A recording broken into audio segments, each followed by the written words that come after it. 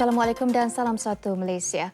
Perdana Menteri Datuk Seri Najib Tun Razak pagi tadi mengadakan pertemuan dengan Presiden Myanmar U Thein Sein di bangunan Perdana Putra Putrajaya.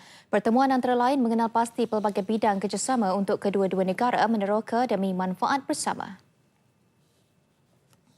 Thein Sein bersama delegasi tiba kira-kira 9.45 pagi di perkarangan dataran perdana disambut Datuk Seri Najib. Hadir sama Menteri Luar Datuk Seri Anifah Aman. Kedua-dua pemimpin kemudian mengadakan pertemuan empat mata di Pejabat Perdana Menteri disusuli mesyuarat dua hala kedua-dua negara di Bilik Mesyuarat Perdana. Antara yang dibincangkan adalah mengenai kemajuan kerjasama dua hala selain usaha meningkatkan kerjasama dalam pelbagai sektor serta bertukar pandangan berhubung isu-isu serantau. Antaranya meliputi perdagangan dan pelaburan, sumber manusia, pendidikan, pelancongan dan bidang teknikal serta pembinaan keupayaan. Thein Sein yang menjawat jawatan Presiden Myanmar pada 2011 tiba semalam bagi lawatan negara sulungnya selama 2 hari ke negara ini atas undangan Yang di-Pertuan Agong Tuanku Abdul Halim Muazzam Shah. Myanmar merupakan rakan dagang ke-38 terbesar Malaysia di peringkat global dan ke-7 terbesar dalam kalangan negara ASEAN. Selesai mesyuarat Perdana Menteri Datuk Seri Najib Tun Razak dan isteri Datin Seri Rosmah Mansor meraihkan Presiden Myanmar U Thein Sein dan isteri Daw Khin Khin Win pada majlis jamuan tengah hari di Hotel Shangri-La Putrajaya. Turut hadir Menteri Dalam Negeri Datuk Seri Ahmad Zahid Hamidi, Menteri Pelancongan dan Kebudayaan Datuk Seri Muhammad Nazri Aziz dan Ketua Setiausaha Negara Tan Sri Dr. Ali Hamzah. Delegasi Myanmar termasuk Menteri Luar Wuna Maung Luin, Menteri Informasi Yu Yetut, Menteri Tenaga Zee Yar Ang, Menteri Buruh Pekerjaan dan Keselamatan A. Min, Menteri Perhotelan dan Pelancongan Hee Tae Aung serta pegawai-pegawai kanan lain. Sebelum jamuan tengah hari, Khin Khin Win mengunjungi Rosmah selama kira-kira 30 minit. Selepas majlis jamuan, Thein Sein dijadual mengadakan pertemuan dengan sebahagian daripada komuniti Myanmar di Malaysia di kediaman Duta Negara itu di Jalan Ampang. Thein Sein dan isteri berlepas pulang petang ini.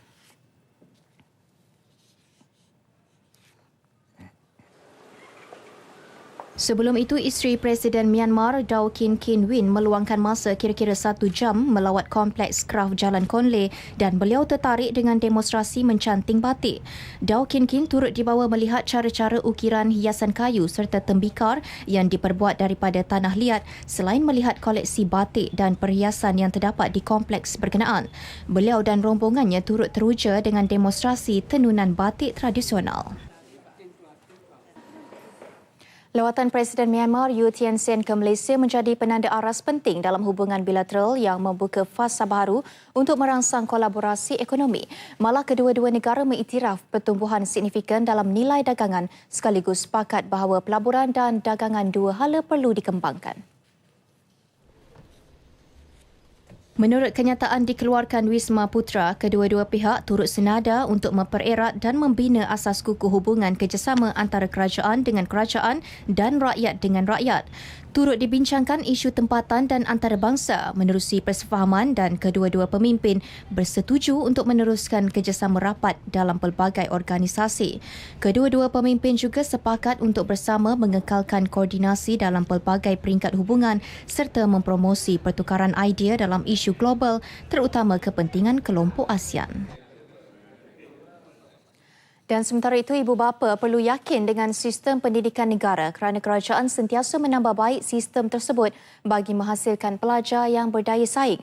Mereka juga perlu sedar bahawa sebarang penambahbaikan sistem pendidikan memerlukan tempoh beberapa tahun sebelum ia membuahkan hasil seperti yang dimahukan.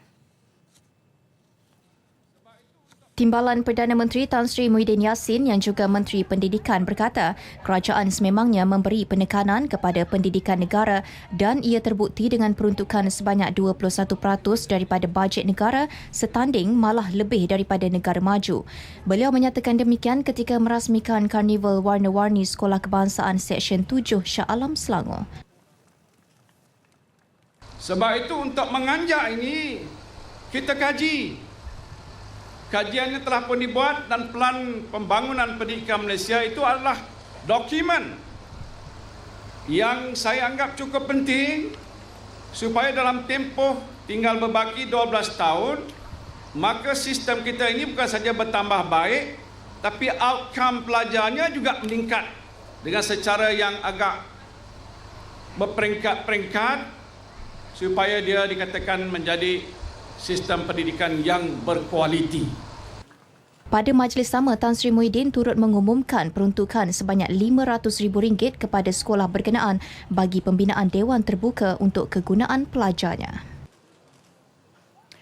Rakyat perlu bersyukur dan terus berusaha memperkukuh jati diri agar tidak mudah terpengaruh dan melibatkan diri dengan sebarang campur tangan pihak luar. Demikian titah Raja Muda Perlis Tuanku Syed Faizuddin Putra Jamalullah. Baginda juga menyeru rakyat memperkasakan diri mengelak sebarang unsur perpecahan dan bijak menangani sebarang cubaan mengganggu gugat keharmonian masyarakat dan negara. Rakyat turut diminta untuk bersama memastikan keharmonian dan keamanan sentiasa subur walaupun berlainan agama, bangsa dan bahasa serta menjadikan setiap titik perbezaan sebagai medium mencapai persefahaman dan persamaan.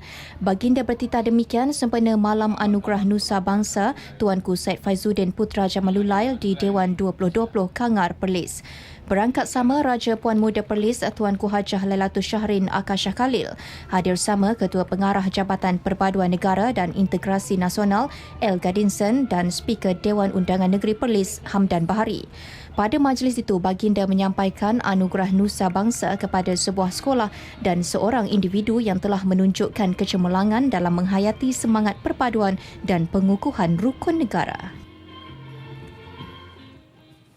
Ibu bapa diingatkan agar tidak memandang remeh soal pendaftaran kelahiran anak mereka bagi mengelak masalah kelewatan dalam mendapatkan sijil kelahiran, seterusnya memberi kesan pada masa depan dan lebih membimbangkan pihak Jabatan Pendaftaran Negara JPN mengesan isu kelewatan pendaftaran kelahiran bukan sahaja berlaku di kawasan pedalaman, malah di kawasan bandar.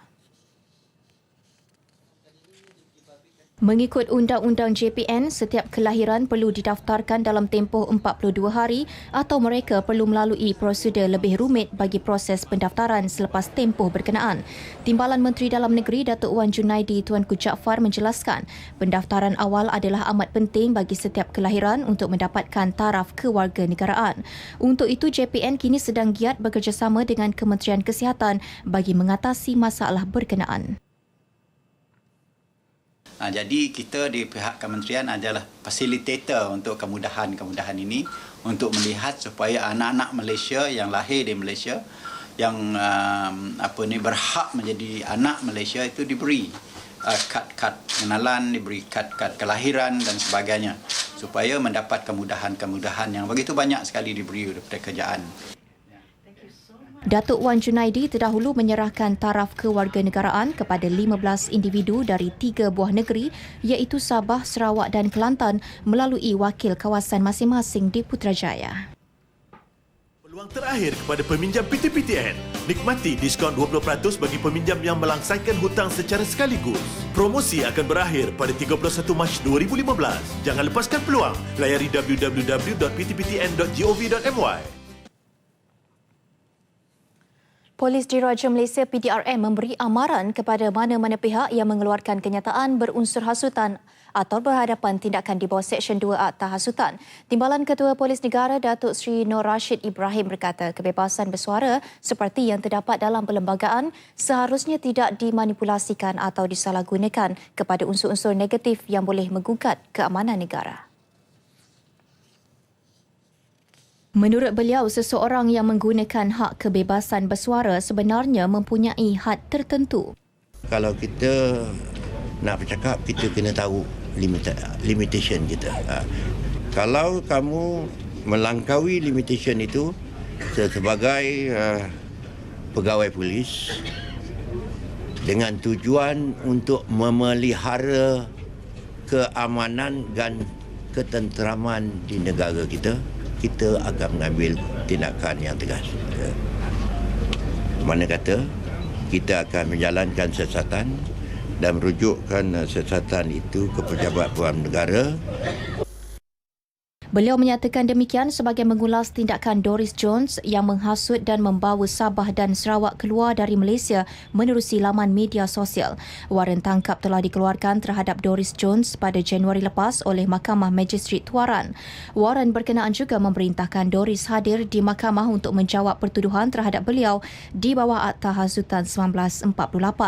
PDRM masih menjalankan siasatan susulan dan bekerjasama dengan Interpol untuk menangkap Doris yang dipercayai berada di United Kingdom.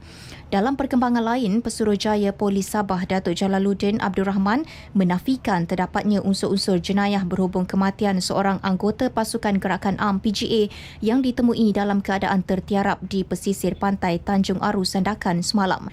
Katanya kes diklasifikasikan sebagai mati mengejut. Hasrat seorang guru menghadiri kuliah agama tidak kesampaian apabila terbunuh dalam kemalangan di Jalan Istana Kota Lama, Kota Baru pagi tadi. Cikgu Mat Yasin Abdul Rahman, 54 tahun, maut di tempat kejadian selepas motosikal yang ditunggangnya merempuh belakang pacuan 4 roda. Ketua Polis Daerah Kota Baru ACP Rohaimi Mat Isa ketika dihubungi RTM berkata dalam kejadian pukul 9 pagi itu, mangsa dari arah Istana Kota Lama menuju ke Bandar Kota Baru merempuh pacuan 4 roda yang dipercayai sedang mengundurkan kenderaan.